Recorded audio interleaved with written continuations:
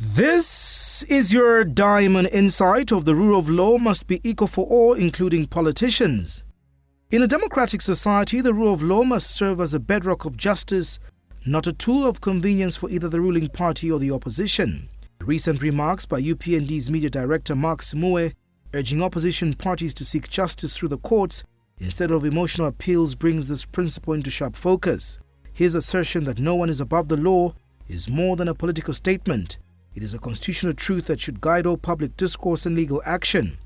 The arrest of political figures naturally provokes public reactions and media scrutiny. Yet when opposition parties default to claiming political persecution without addressing the charges themselves, they risk turning serious legal matters into sympathy campaigns.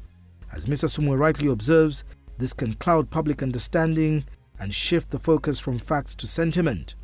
The UPNDs challenge the opposition, particularly the PF, to name one incarcerated member who has not committed an offence is a provocative one. It places the onus on the accused and their defenders to prove that justice has been misapplied. But it also opens a broader, more uncomfortable question. Are there any politicians jailed in Zambia who can truly claim to be entirely free of the wrongdoing they were jailed for? Or are some politicians using the excuses of prosecution to avoid facing real legal issues? This question goes beyond party lines. It challenges both ruling and opposition figures to reflect honestly on their records and to accept that holding public office should never mean exemption from legal scrutiny. This does not mean every accusation is valid or that all prosecutions are above board. The line between justice and political retribution can be dangerously thin.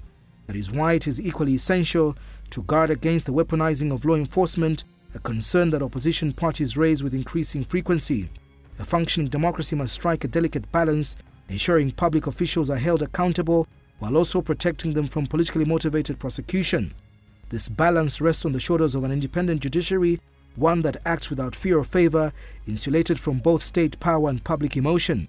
Ultimately, Zambians' commitment to the rule of law will be judged not by partisan claims or counterclaims, but by the integrity of its legal institutions.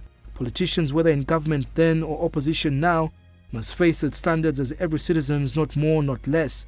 That is the true measure of justice and the true test of democracy.